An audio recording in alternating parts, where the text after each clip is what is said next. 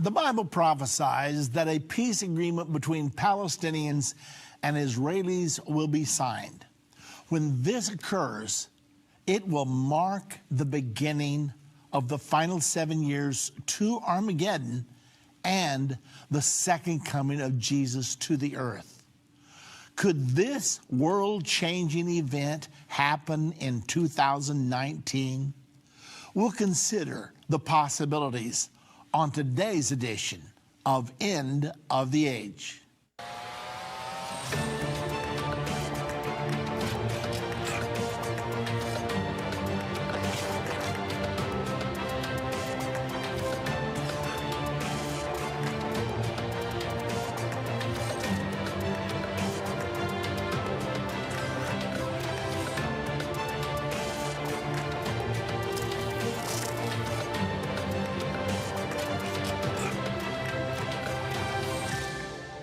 You're listening to an End of the Age encore presentation. Now, ladies and gentlemen, I want to be very clear. We are not able to say today that the peace agreement that will mark the beginning of the final 7 years will be signed in 2019. We know for certain this one thing. It is going to happen because it's prophesied in your Bible and mine. There is going to be a peace agreement between the Israelis and the Palestinians, and it will mark the beginning of the final 7 years to the second coming of Jesus Christ to this earth. But the question we want to consider right now is, could this peace agreement be signed in the year we're about to enter, 2019? What I want to do today is go through with you the pros and the cons. I've been following this for a long time. And as I sat down and listed all of the pros for the likelihood that it would be signed in 2019, I felt like I had an obligation to come before you and tell you what I found. So let's get started. Number one, the most powerful leader in the world is pushing for this peace agreement. Candidate Trump, before he was ever elected, said the number one goal of my presidency will be to bring about a peace between the Palestinians and the Israelis. He said it's the deal that can't be done. But since he wrote the book, The Art of the Deal, he said, I would like to do it. I'm not sure I can get it done. He called it the deal of the century. He's pushing for that. Now, secondarily, though, his plan is now ready.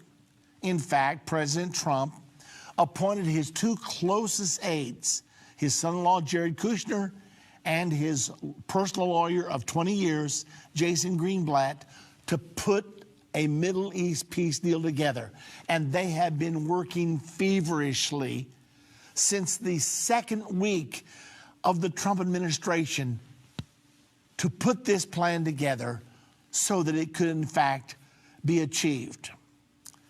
Now there's more to it than that, because the Sunni Arabs have now shifted their loyalties. Let me tell you what happened. After Kushner and Greenblatt began to visit with Mahmoud Abbas, the head of the Palestinians, they visited him 20 times in the first 7 months. Now that's an average of about 3 times a month. I mean, that's almost like living in somebody's hip pocket.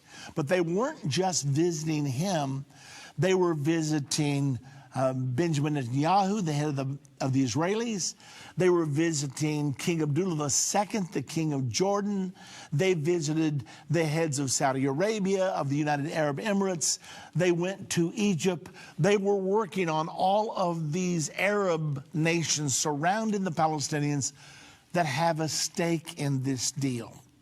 Now, this resulted, as relations improved, in a fateful decision by President Trump.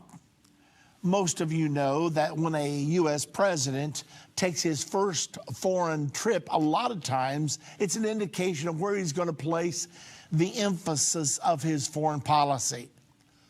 Well, President Trump's first trip was to all places, Saudi Arabia. And when he got there, Saudi Arabia had brought together 50 heads of state of Sunni Arab countries to hear the president speak. President Trump, in his straightforward way, he looked at all of them and said, "We're dealing with international terrorism. You men have the ability to stop terrorism because almost all the terrorists are from your countries. Now, you like to claim that your Muslim religion is a religion of peace. However, it doesn't look that way to the world. If you want your religion to have the image of a peaceful religion, you need to start using your power to stop all of this terrorism." Well, President Trump had these leaders eating out of the palm of his hand. They applauded when he was finished. And furthermore, he said to them, "Oh, by the way, you got a common enemy over here, Iran, which we believe is the world's #1 promoter of terrorism. You don't have anyone to defend you against Iran because Russia's on their side. Why don't you make league with us and with Israel? We can help you. We will defend you. We'll form an alliance with you." Before he left, they gave him their honored symbol of a sword dance together, and Trump left as the Sunni hero. In 2018, we've seen Bible prophecy fulfilled like never before. From the halls of the United Nations to the Temple Mount in Jerusalem, Endtime Ministries has continued to reveal Bible prophecy in the news headlines around the world every day. Whether it's through our broadcast or our online Jerusalem Prophecy College, your gifts enable us to put vital, timely materials in the hands of those who need it most. Because of you, we have continued to replace fear with faith in the hearts of Christians around the world. As we move into 2019, we will see prophecies coming to pass at an even swifter pace. We will continue to see the preparation for a one-world government system and even more media censorship for Christians and outside thought. Because of this, we need your support. Your donation of any amount enables us to continue to broadcast, produce materials, and be a voice in the ever-growing censored media. To become a partner or to give a one-time gift, visit endtime.com or call 1-800-END-TIME right now. That's 1-800-363-8463. Your call says you care about the message of the end time and the gospel to reach others. Please call or go online now to give your best end of the year gift. It will truly make a difference. Thank you for your support. Please call or go online right away. I have left a piece of my heart in Israel and her people. We would like to thank Endtime for doing such an awesome job with our Israel tour. We had the privilege to rub shoulders with Pastor Baxter. He is wonderful. Helene from Australia. Join Irvin and Judy Baxter May 2nd through 17th, 2019 for the Ultimate Israel Tour experience with a Greek island cruise. Go to endtime.com or call 1-800-END-TIME. That's 1-800-363-8463 to sign up today. You're listening to an End of the Age encore presentation. You know, sometimes as world events unfold, because we are so bombarded by a huge volume of news, we forget where we've been and how far we have come. Now, when President Trump visited Saudi Arabia, none of the Arab countries had relations with Israel except for two. Egypt, Jordan signed peace agreements many years ago with Israel. The rest of the Arab nations, no ambassadors exchanged, no visitation one way or the other. Israelis could not go to Saudi Arabia. They could not go to any of the other Arab countries. Those countries could not go to Israel. They would not issue passports or visas each to the other. So when President Trump got ready to leave Saudi Arabia, it was known you don't fly from Saudi Arabia to Israel. But President Trump thinks outside the box and he operates outside the box. So he gets an Air Force One. Air Force One takes off from Saudi Arabia, straight to Israel, not a complaint. Instead, the Arab press is filled with praise for President Trump and his new interest in the Sunni Arab cause. Now, what's going on here? President Trump accomplishing peace in the Middle East, decided that he didn't go down the same road as they've been going down for the last 70 years. He needed to do an end run around and get all of the surrounding Arab countries supporting a peace deal. That would make it easy for Mahmoud Abbas, the head of the Palestinians, to join in. So that was the approach that he was taking, and everybody seemed pleased with it. Well, it has gathered momentum since that. Now, there's one thing you have to realize. When President Trump looked at the overall scenario, how am I going to get peace? He undoubtedly called Jared Kushner, his son-in-law, and Jason Greenblatt, his attorney, into his office. They'd been working on this peace deal now for 6 months. He said, okay, you've appraised everything. What can block us? Both of them said in unison, Jerusalem.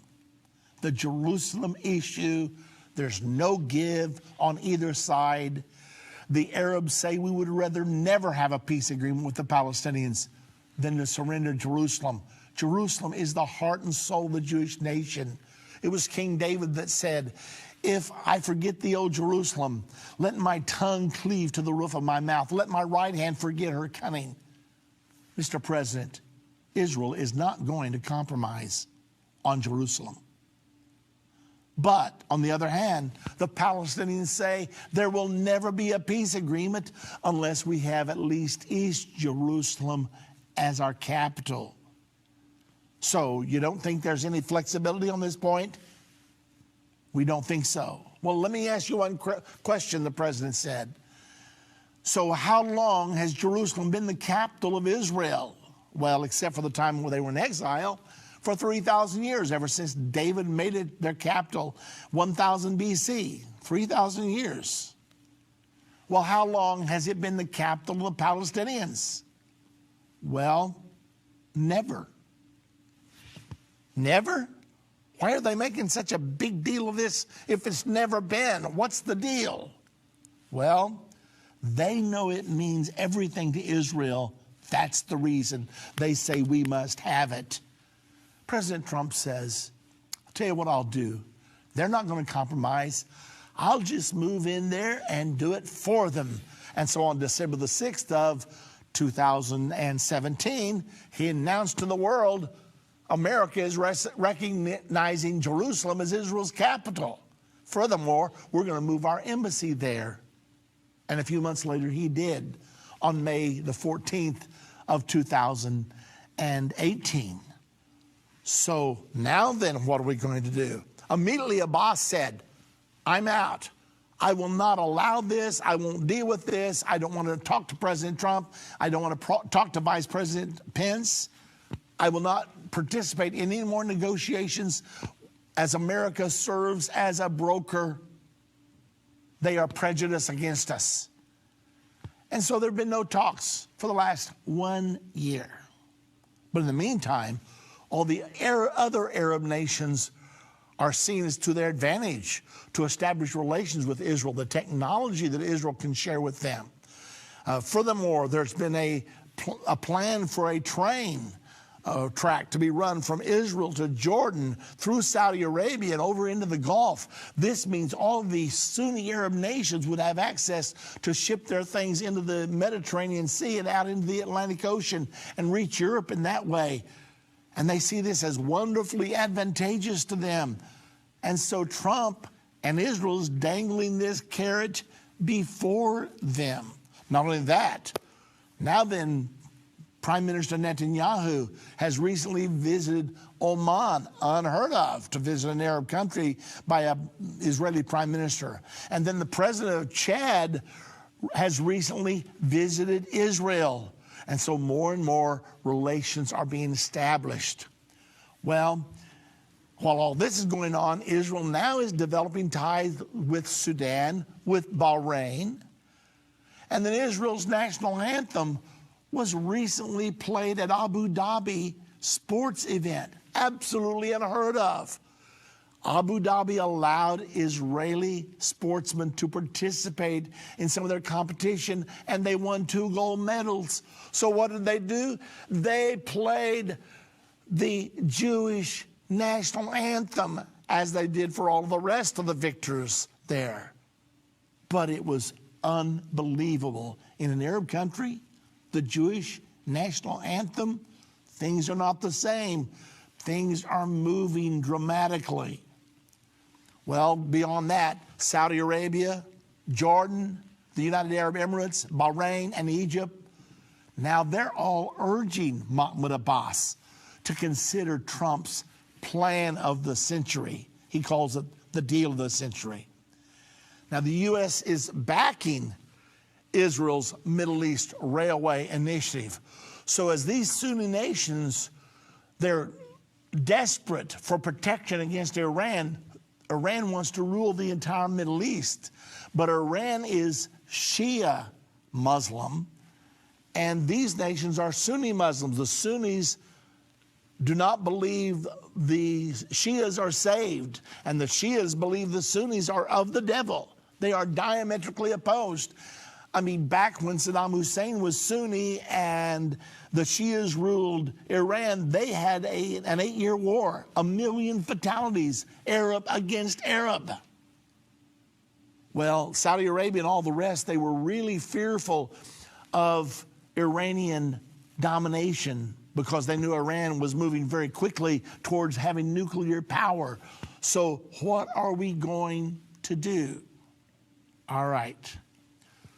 Well, U.S. envoy Jason Greenblatt has now expressed support for this plan to build this railway between Israel, Jordan, Saudi Arabia, and the Gulf. This comes from Israel National News just last month. Abbas is dependent on the support of all these people who want a peace deal. Now, think about this. We're asking the question, could this peace deal be signed in 2019? We're offering today what's happened in the last year or two as momentum is gathering towards this peace deal. And don't forget, Trump has the peace deal ready, and the word is that he will offer it by the first of this coming year. So when it hits the table and when it's published on the media around the world, when people are able to look at it, to read it, and Trump claims that it's very even-handed. There's going to be things there the Israelis will like. There'll be things there they will not like. There are going to be things there the Palestinians are like. There will be things there that they will not like. That's the way a deal is done. Give and take. When this hits the table, let's say it happens next month or so, then here's the big question. Will it be signed in 2019? And if it is signed, ladies and gentlemen, this world will enter unprecedented territory because the prophecy says that event will mark the beginning of the final 7 years to the Battle of Armageddon and the second coming of Jesus to this earth. Are you and me about to live through such an incredible time? Now, it's going to happen, whether it's 2019, 2020, or 2021. But as I look at it, I think the odds are extremely high that we'll see this happen this year. Okay. Now, Iran is causing the Arab nations to align with Israel and the United States for their own protection. Saudi Arabia does not have the military that they need to defend themselves. The U.S. has had to come to their aid several times over the last 20 or 30 years. They're still in that same situation. Furthermore, settlements are growing in Israel. Israel's population continues to expand. They need room. There's plenty of land out there in the West Bank, in the area that the Palestinians want for their nation. Now, Netanyahu's been trying to hold them back hoping that a peace deal could be signed. But the more obstinate Abbas is and says, I'm not signing anything, I'm not talking to you, then the more Netanyahu takes the brakes off and allows the settlers to go on out and build their territory. Now, there were 0 settlers in the West Bank as of the 1967 war. At that time, the West Bank was under the control of the Jordanians. Today, there are 850,000 people living on the other side of the green line. So, there will come a point when there will be no point to the establishment of a Palestinian state. There will be no territory for them to live in. Right now there is, but it's very close to the breaking point. So the longer the Palestinians wait, the more they lose. As a matter of fact, the less likely they are of ever having their own Palestinian state. Now, that's not all that's happening. Jewish pressure is building to prey on the Temple Mount. Let me give you an example. 20 years ago, no Jews went to the Temple Mount. 10 years ago, just a handful of Jews went to the Temple Mount. 5 years ago, 100 or 200, I'm talking about over a year's time, went to the Temple Mount because the rabbis told them, don't go up there because you'll stand on holy ground and you'll defile yourself. However, a lot of the rabbis are teaching now, we know about where the temple stood. You can go, just stay out of that area. Well, guess what happened? 2017, 16,000 Jews visited the Temple Mount. So far, 2018, the first 6 months of 2018, 18,000 Jews in 6 months visited. The heart of the Jewish people, they know that they're getting close to the time when they can build their temple on the Temple Mount, and nothing is going to stop them. Furthermore, now the Palestinians have lost the support of the Arab world. Palestinian National Project stands on the brink of collapse because Trump pulled the Jerusalem card, which has no substance, from their tower of cards. The whole thing is crashing down because Jerusalem has never been the capital of Palestine. Now then, PA negotiator Abbas is willing to meet with Netanyahu. This article just came out today. The chief Palestinian Authority negotiator, Saeb Erekat, claimed that Palestinian chairman Mahmoud Abbas is willing to meet Prime Minister Benjamin Netanyahu anywhere in the world. Wait a minute. You've been having your brakes locked ever since you walked out in 2014, and you're not willing to talk, and all of a sudden today, what's causing this huge change? All the things that we've been talking about in our program. Here's what Mr. Erekat said. I challenge Mr. Netanyahu to meet with Mahmoud Abbas officially. He can choose any country on earth. Moscow, Beijing, London, Berlin, said Erekat. Secretary General of the Palestinian Liberation Organization's Executive Committee, in an interview with German broadcaster Deutsche Welle. He will meet him. This is a challenge, a declared challenge. He added, the Palestinian side is ready for any confidential or public talks.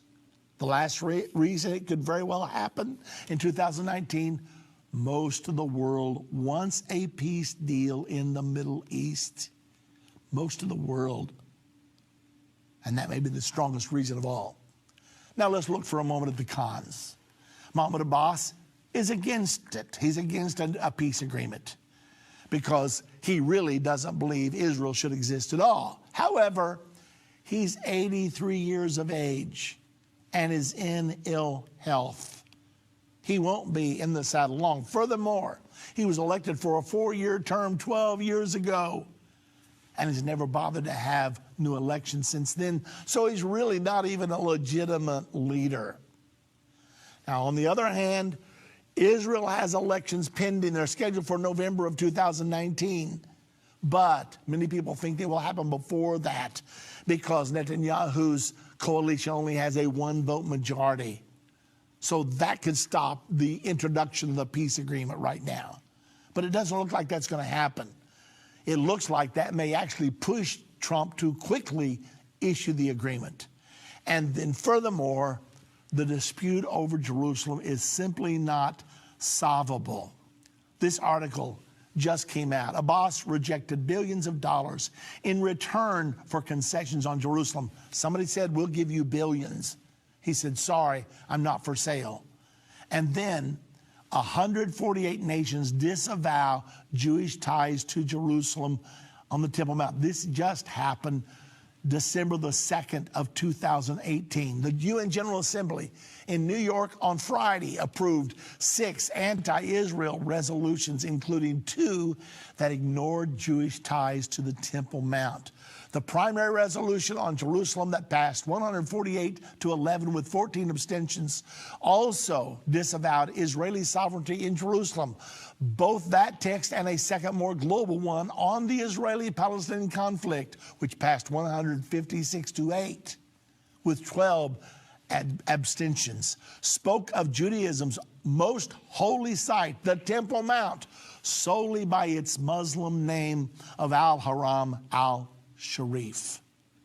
So this is what we're facing today as President Trump is poised to offer his peace plan, the deal of the century.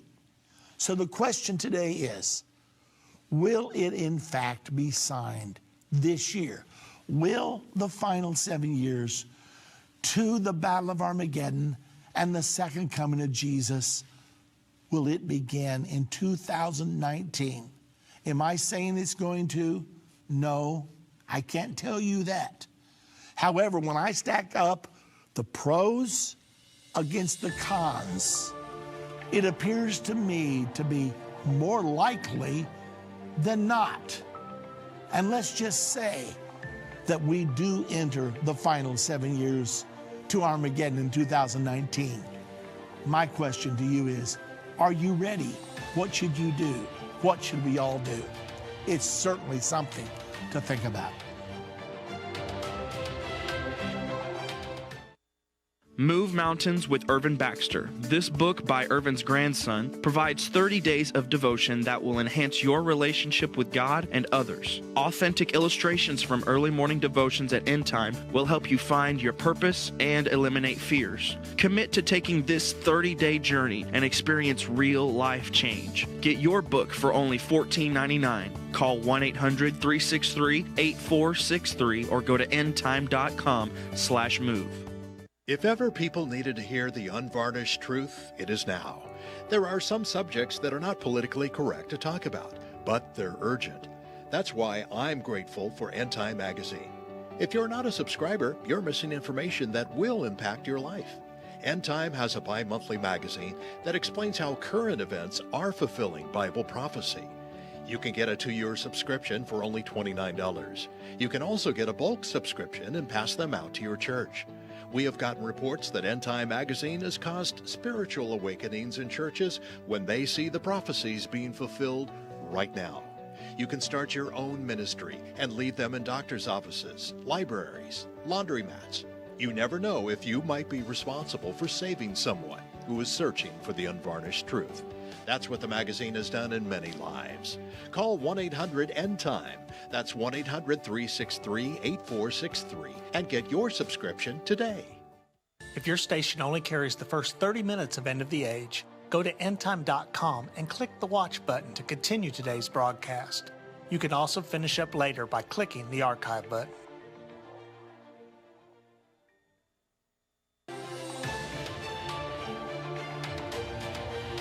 You're listening to an End of the Age encore presentation.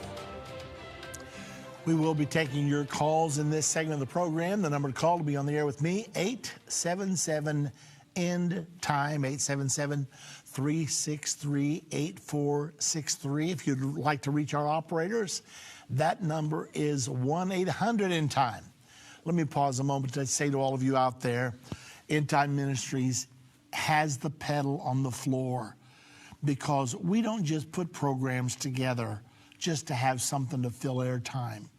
We believe what we're saying to you. For example, what we said in the first half of today's program.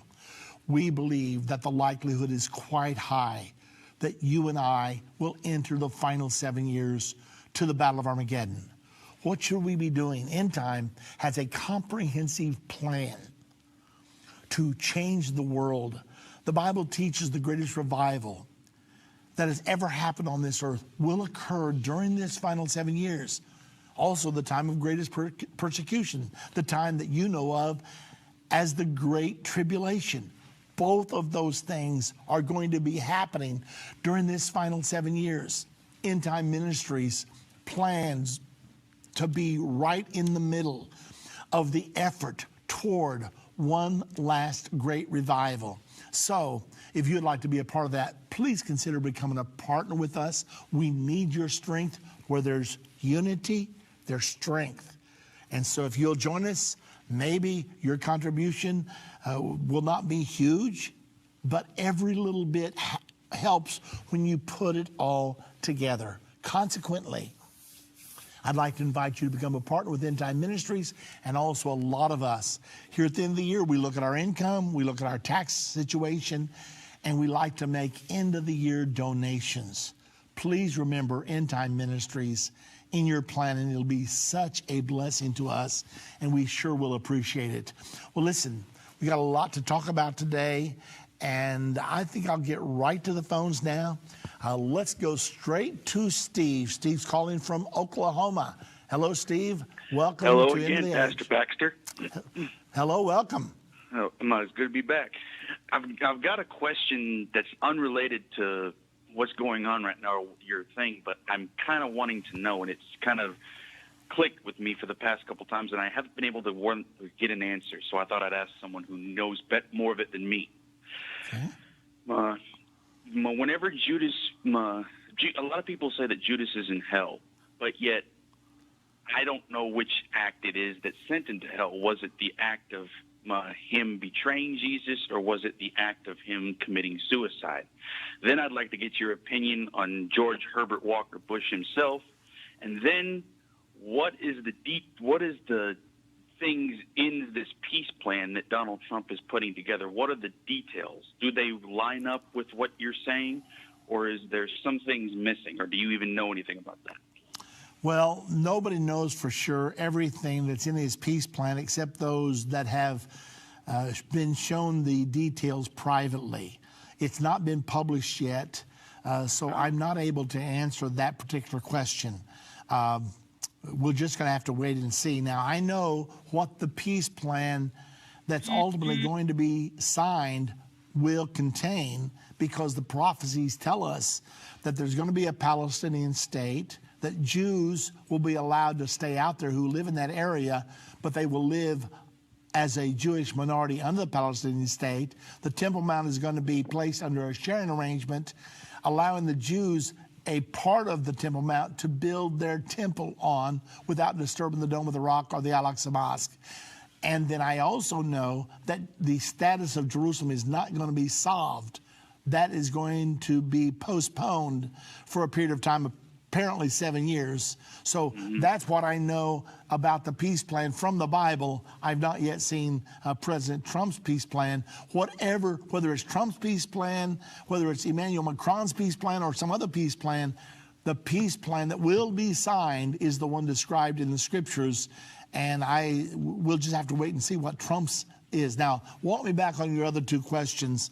As far as Judas, as what sent him to eternal damnation. Yeah, I was wanting to know which act, the act of betrayal. Actually, either one would do it just fine, Steve, because once he walked away and chose betrayal, he renounced his pledge of allegiance to Jesus Christ, and he turned his priorities in another direction. Now, I want to make something really clear. All of us will make that same decision. All of us will either pledge allegiance to Jesus Christ, or we will say, I will not have this man to be Lord of my life. I'm going to live my life like I want to.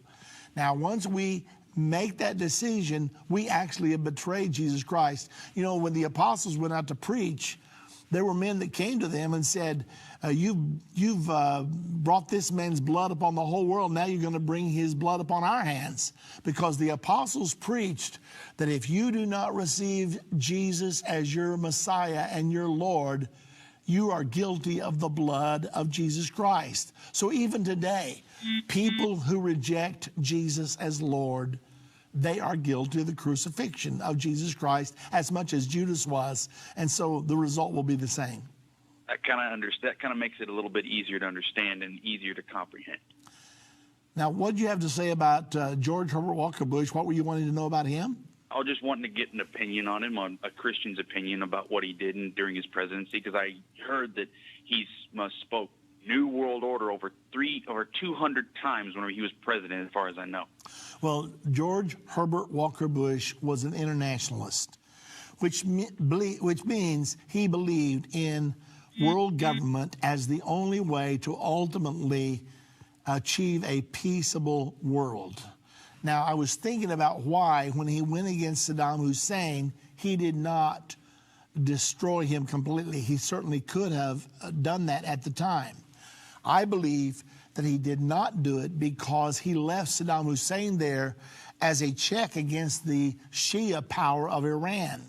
If that was his judgment, it was a good judgment. It was also an errant judgment for his son, George W. Bush, to remove Saddam Hussein, because since Iraq was 60% Shia Muslim and 40% Sunni, the 60%, now that Saddam Hussein has been removed, and now that his Ba'ath Party has been banished from power, then Iran is virtually taking over Iraq right now, which is leaving Iran, Iraq, Syria, and Lebanon almost completely under the control of Iran. So that has turned out to be wrong. I'm not sure that George W. Bush meant for that to happen, whether he weighed out that consequence or not, but that has in fact been the consequence of what he's done. And it's put basically half of the Middle East under the domination of Iran. So George Herbert Walker Bush, all that we're hearing about him is that he was a gentle person, he was a kind person, but he was very much an internationalist. He was our ambassador to the United Nations. He was an internationalist, and of course, we know that globalism is ultimately going to lead to the kingdom of the Antichrist. And of course, that multilateralism, that globalism that President Bush 41 favored is ultimately going to win the day, and the Antichrist will ride that to power for a very short period of time. So that's my overview of George Herbert Walker Bush. Thank you very much, Pastor Baxter. And let me say one thing. I honestly, back in 2011, where I got out of high school and everything, around that time, I started seeing all these prophecies and seeing all these videos from Sid Roth or some random people saying that the end was coming and everything. And this was before President Trump got into office or even thought about running. But everybody was saying, and the end is coming, this, that. And it really just sent me into a deep state of depression. And then whenever President Trump got into office, it actually started to give me hope. And then I saw a video of you on the Jim Baker Show stating where that possibly if we continue on this path that we are on with Donald Trump in office and getting all these people who are involved in the deep state out, this country can possibly keep to its freedom that was created by our forefathers and the father of our independence, Thomas Jefferson. We could possibly go out at the end of the world. We could go out strong and stay true to those values, and we can say that America truly was the greatest country in the world, second to Israel, and I can say I'm a damn proud American, and you have given me more hope. Whenever I heard what you said about America possibly defending Israel, if this stuff is true, if it's not, I don't know what to think, but thank you. Well, thank you, Steve. And listen, I'm not saying possibly, I'm saying absolutely, because in Revelation chapter number 13, verse 1 and 2, there is a world government described there that will be the world government of the Antichrist. It will be made up of Germany, Russia, Great Britain, and a 10-nation union now emerging out of Europe. But there's no eagle's wings there, even though the eagle's wings were depicted with those nations in Daniel chapter 7. So what happened to the eagle's wings? In Revelation chapter 12, verse 13 and 14, there is depicted the world government making war against Israel and the eagle defending Israel. So it shows Israel and the United States aligned against the world government. That's exactly what we're seeing. It's the story of 2018. 2018, when President Trump opened our embassy in Jerusalem, the whole world condemned it. The whole world. It was like the United States and Israel against the world. And a lot of people felt like that was a dangerous place to be, but that's a wonderful place for us to be. And I'm not saying that that's possible. I am telling you that's what the Bible prophesies, and that's what we have seen develop in 2018. And all of us should be so grateful to God because this has come to pass and because America will not be a part of the one world government of the Antichrist. I thank God every day for Donald Trump. Yeah. Well, thank you very much, Steve. Appreciate the phone call. Let's get on to our next caller now. Rebecca is calling from Virginia. Hello, Rebecca. Hello, Pastor. How are you? Oh, I'm doing wonderful today. Thank you. I have another article for you that you may or may not know about. And this one comes from WND.com and actually quotes from Breaking Israel News. The title of the article is Nations Invited to the Consecration of Altar for the Third Temple. And if you'll indulge me, I'll read you the first paragraph. The newly recreated Sanhedrin in Israel is planning a ceremony to consecrate a stone altar prepared for use in the Third Temple, and it has released a declaration intended to be an invitation for other nations to participate in the temple and to receive its blessings. I didn't know if you knew about this article or knew anything about it, but I wanted to make you aware. If you hadn't, I feel like I'm getting a lot of joy out of researching for you. I look to find something every day to contact you about. So, yeah, well, Rebecca, thank you. And by the way, I do have that article in front. I'll take it off the air. Okay, thank you, Rebecca.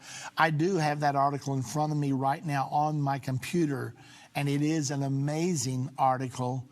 They are planning on, now, in case you don't know, several of the religious of Israel have gotten together and they put together a new Sanhedrin. Israel's had no Sanhedrin for almost 2,000 years.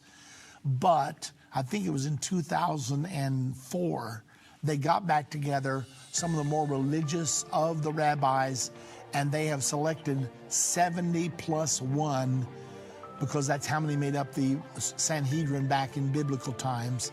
They have come together and they have a new Sanhedrin. They're the ones that are behind this. I'll have a few more comments about it before we continue going to the callers.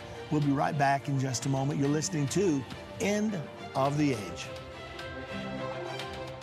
In 2018, we've seen Bible prophecy fulfilled like never before. From the halls of the United Nations to the Temple Mount in Jerusalem, Endtime Ministries continues to reveal the Bible prophecy in the news headlines around the world every day. Whether it's through our broadcast or online at our Jerusalem Prophecy College, your gifts enable us to put vital materials in the hands of those who need it most. Because of you, we continue to replace fear with faith in the hearts of Christians around the world. Moving into 2019, we will continue to see prophecy come to pass at an even swifter pace. We need your support. Your donation of any amount enables us to continue to broadcast and be a voice in the ever-growing censored media. To become a partner or give a one-time gift, visit endtime.com or call 1-800-END-TIME. Right now. That's 800-363-8463. Go online now to give your best end-of-the-year gift.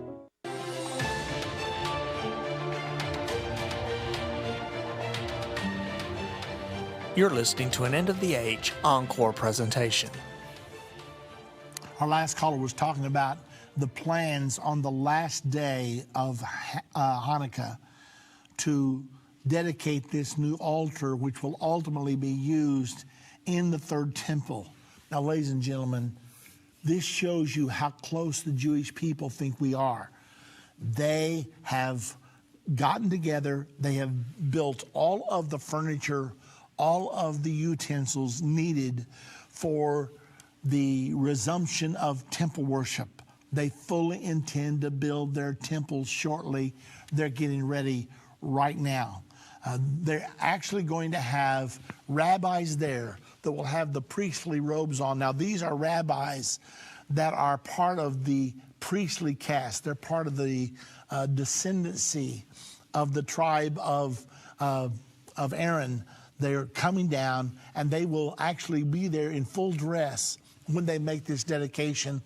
I hope we can offer pictures to you at the time that this actually takes place, but it is another loud trumpet sound that the end time has arrived, that we're in the end time right now. Let's get right back to the phones, and let's go to Don, calling from New Mexico. Hello, Don.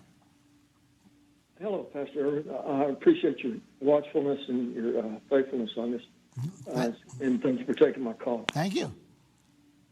With regards to your opener on the peace process and it getting signed potentially in 2019, just going to looking at putting the immigration, all the immigration that's going into Europe right now.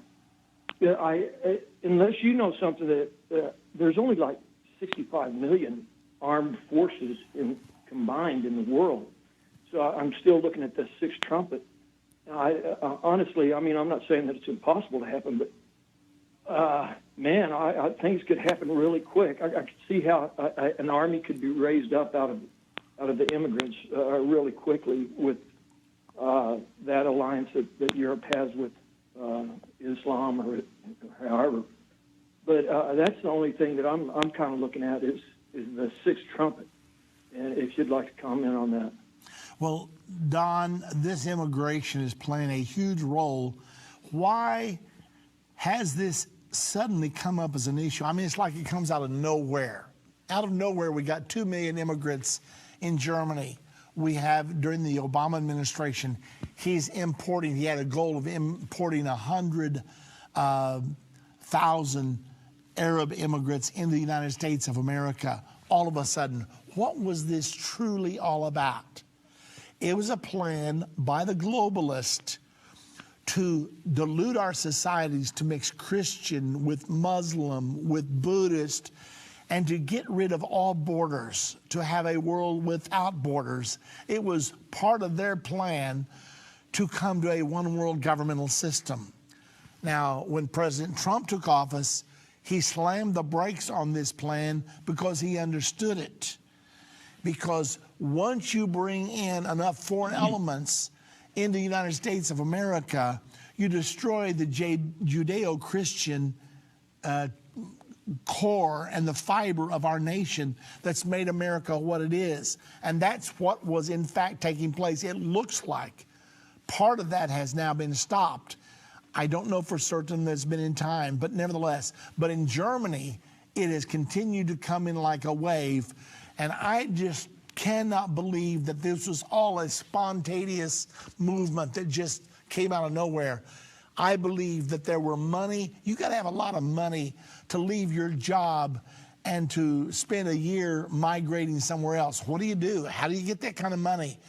I have to believe, and many people have documented, that like this caravan that's marching up toward our border, that they're receiving food and money along the way, that this whole thing is a movement by the globalists to produce a one world governmental system. That's what they all believe in. There was a big special last night on MSNBC on the Global Citizen Festival, and they were talking about the one world and how all this. I mean, this is a huge movement funded by billions. The governments are behind this. Many governments were donating $3 and $4 and $5 billion for the next year to fund all these global citizen festival efforts. So this is not a little deal. This is a huge movement because the Bible prophesies a one world government is coming, and that one world government then will be taken over by the power of the Antichrist and will rule the world for a very short period of time. So I believe that immigration goes into this entire process, and how that all plays into the war that kills 1/3 of mankind. I know Europe has gotten more than it's bargained for. They now have 50 million Muslims, And those Muslims are not shy at all about expressing their anti-Semitism, and a lot of the latent anti-Semitism that was in Europe from World War II is now re-emerging. And the Bible teaches that there's going to be another Jewish Holocaust in Europe. There are 1.6 million Jews in Europe right now. They better get out, because when the Antichrist comes, the Bible teaches he's going to make war against the saints. He will make war against Jews and true Christians, all during the time of the Great Tribulation. So, sorry to give such a long answer, Don, but that's my perception. Yeah, and with regards to what the lady said about the altar and all that, what I saw in the news today was that some Jews put a giant menorah in front of the Brandenburg Gate. And with what you said about the Jews should get out of Europe right now, I mean, the comments that I saw were, oh, this is beautiful, this is just wonderful, you know. Yeah, I mean, if you want to really stoke the fires of animosity, that's, I mean, I can't imagine. That would be a clear sign to me to get out of Europe altogether when they start throwing. Well, I'm telling everybody I can, Don. Every Jew I can, every sincere Christian I can, get out while you can get out, because the time will come when it will be too late.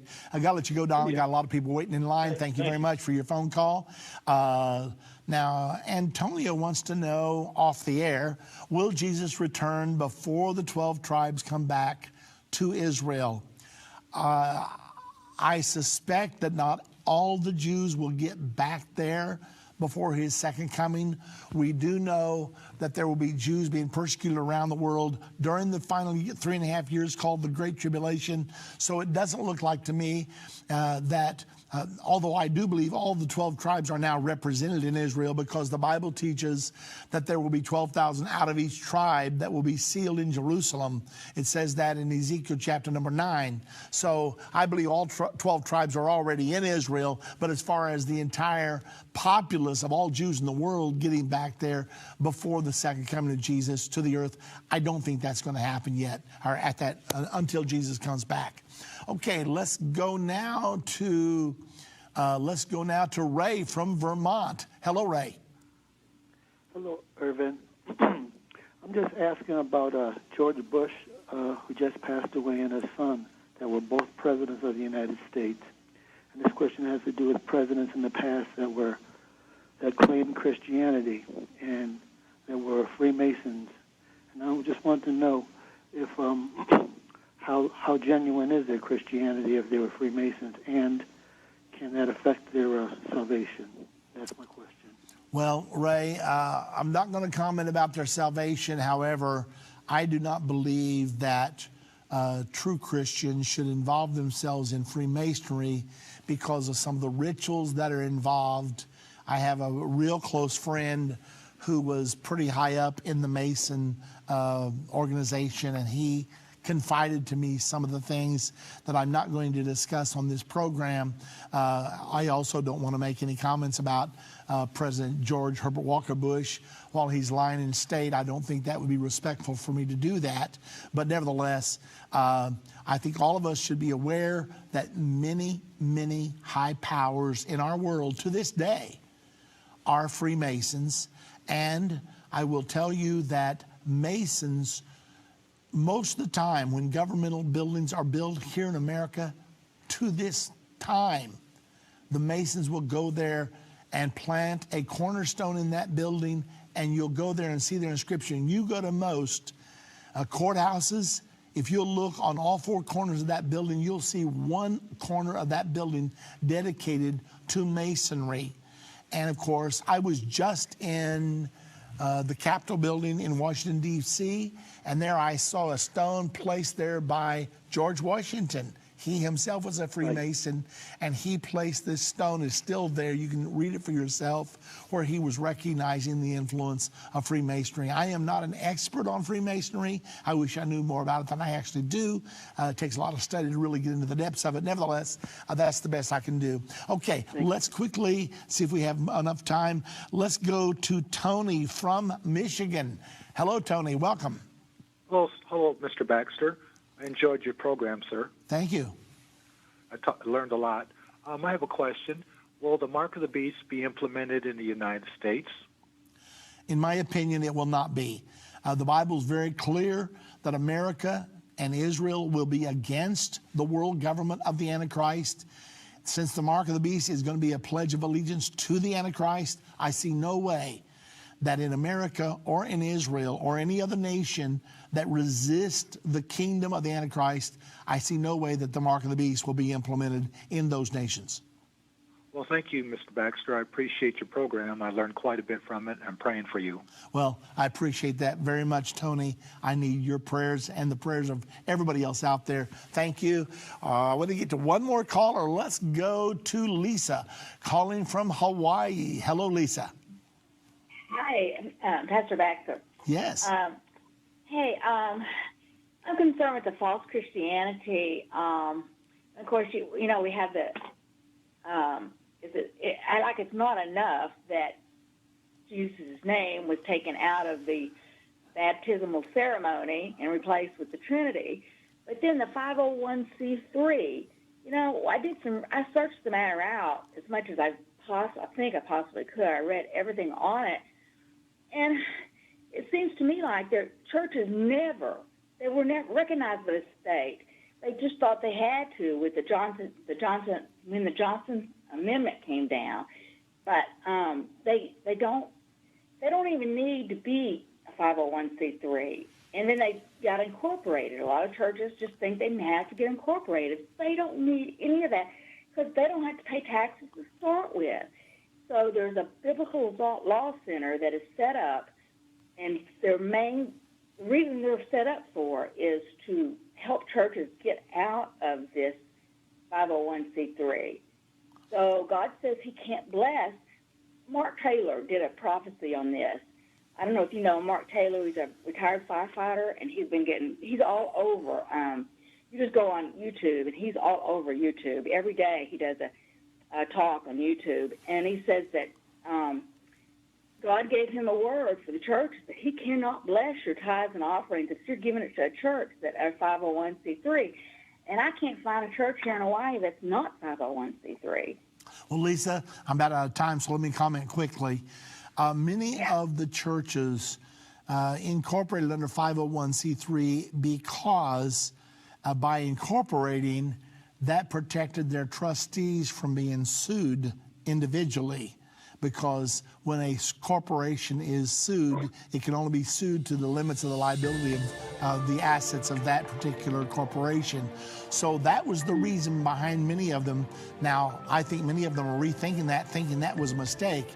So I'd like for you to email me that information about where a church could go to get out of the 501c3. I'd like to look into it more. Thanks a lot for your phone call. I got to let you go. Thanks for listening today. End of the age. Our number is 800 Endtime.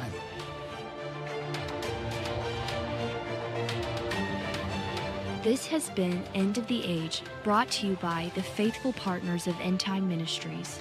If you're not currently a partner with Endtime Ministries, or if you would like more information, we invite you to call us at 1-800-ENDTIME.